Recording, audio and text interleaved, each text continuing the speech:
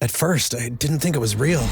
I woke up to this blinding light, and I was transported to another place. Pluto TV! Then I heard a voice. Come with me if you want to live. There were thousands of movies and shows, and they were all free. Truth is ours. It's just so beautiful. On Pluto TV, free streaming of Terminator 2, Fringe, Arrow, The 100, and The X-Files may cause excitement, loss of sleep, and sudden belief in extraterrestrials. No credit cards or alien encounters necessary. Pluto TV. Stream now, pay never. जगातल्या सर्व संस्कृतींमध्ये एक समान गोष्ट आढळते की मानवी जीवन पूजनीय आहे. स्वतःचं जीवन संपवणं किंवा दुसऱ्याचं आयुष्य संपवणं ही चांगली गोष्ट मानली जात नाही.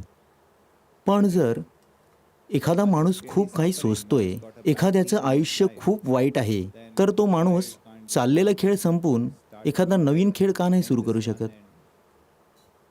एक नवा खेळ, ह्यात काही चुकीचं आहे का? जर मी तोट्याच्या सौद्यात असेन तर मला हक्क नाहीये का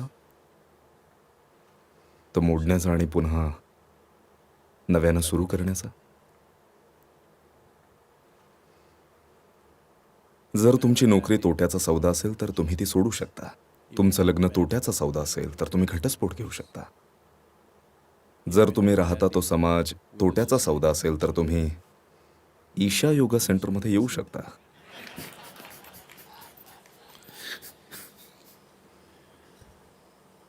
If you have a bad deal in Isha, जर ईशा योगा सेंटर सुद्धा तोट्याचा सौदा ठरला तर तुम्ही डोंगरात जाऊन राहू शकता. तर ही काही पुरेशी कारणं नाही आहेत जीवनाची ही प्रक्रिया संपवण्यासाठी. एकतर हे तुम्ही निर्माण केलं नाहीये म्हणून ते संपवण्याच्या गोष्टी करू नका. जेव्हा तुमची ओळख एक वेगळं अस्तित्व म्हणून, एक वेगळी व्यक्ती म्हणून नाहीशी झालेली आहे आणि तुम्ही आणि उत्पत्तीचा स्रोत एक झालात, जेव्हा तुम्ही अशा स्थितीत येता मग तुम्ही तुमचा देह जाणीवपूर्वक टाकून देऊ शकता. तेव्हा तुम्हाला हे करण्याचा अधिकार आहे. पण देहाला हानी पोचवून नाही किंवा झाडाला लटकूनही नाही. झाडाखाली तुम्हाला पुरण्यात आम्हाला काही हरकत नाहीये, पण झाडाला लटकून घेणं तुमच्यासाठीही चांगलं नाही आणि झाडासाठीही नाही.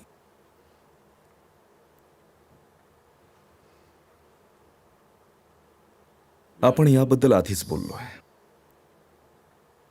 नफ्याचा सौदा असो किंवा तोट्याचा, जर तुमचा हेतू त्याहून विशाल असेल तर प्रत्येक गोष्ट पुढे नेणारी पायरी बनू शकते. सर्व काही तुमच्या सर्वोच्च कल्याणाकडे नेणारी पायरी ठरते जर तुम्ही मोठं ध्येय निश्चित केलं असेल. जी काही परिस्थिती तुमच्या आयुष्यात येते तिच्याशी तुम्ही इतके बांधले जाता की आयुष्य संपवलेलं चांगलं असं वाटू लागतं.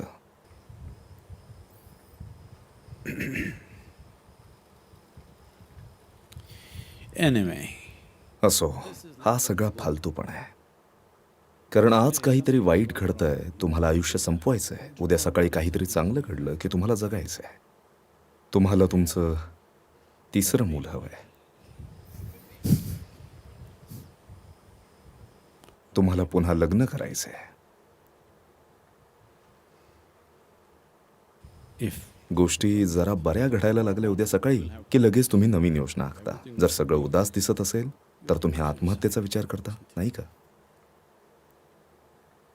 तर हा फक्त एक खेळ आहे जो तुम्ही तुमच्या मनात खेळताय.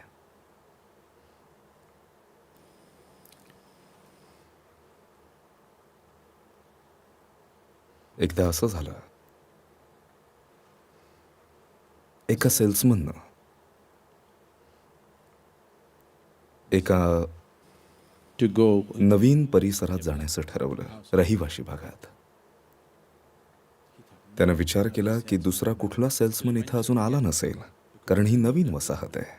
त्याला तिथं सर्वात पहिलं पोचायचं होतं. be the early bird. तर तो तिथे गेला आणि तिथला त्याने पहिला दरवाजा ठोठावला. एका बाईने येऊन दरवाजा उघडला. तिला कसलीच संधी न देता तो तिच्या घरामध्ये घुसला. खूप सारं शेण, ताजं शेण, आपल्या पिशवीतून काढलं आणि नव्या गालिच्यावर भिरकावलं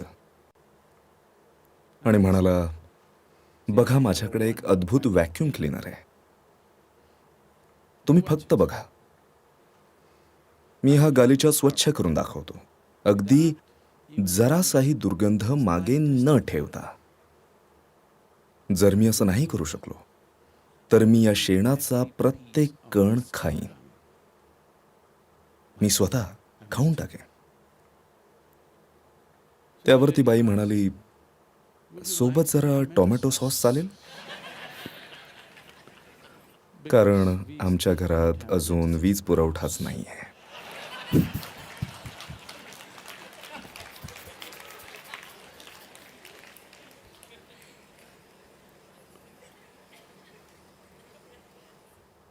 तर तुम्हाला थोड्या टोमॅटो सॉसची गरज आहे. जरा चांगली चव आली की लगेच तुम्हाला जगायचं असतं. फक्त शेण खात राहावं लागलं तर मरावंसं वाटतं.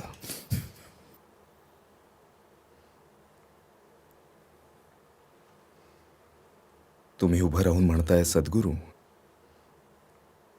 If you know जर तुम्ही काय बोलताय ते तुम्हाला कळत असेल तर असला फालतूपणा तुमच्या तोंडातून बाहेर यायला नको. सद्गुरू या शब्दालाही काही अर्थ उरणार नाही जेव्हा तुम्हाला तुमचं जीवन संपवायचंय. कारण इथं असं बसण्यात काहीच अर्थ नाही, हेच तुम्ही मला सांगताय, नाही का? मग इथं बसण्यात काहीच अर्थ नाही, कारण तुम्ही कृपेपासून अलिप्त आहात. तुम्ही कुठेतरी हरवलेले आहात. तुमची नोकरी कशी त्रासदायक आहे, तुमचं कुटुंब कसं तुम्हाला त्रास देतंय, किंवा अजून काही कसं चाललंय, बस एवढाच विचार करताय. इथं फक्त बसून राहा. अचानकपणे हे अर्थपूर्ण वाटेल. मी हे अर्थपूर्ण करेन तुमच्यासाठी.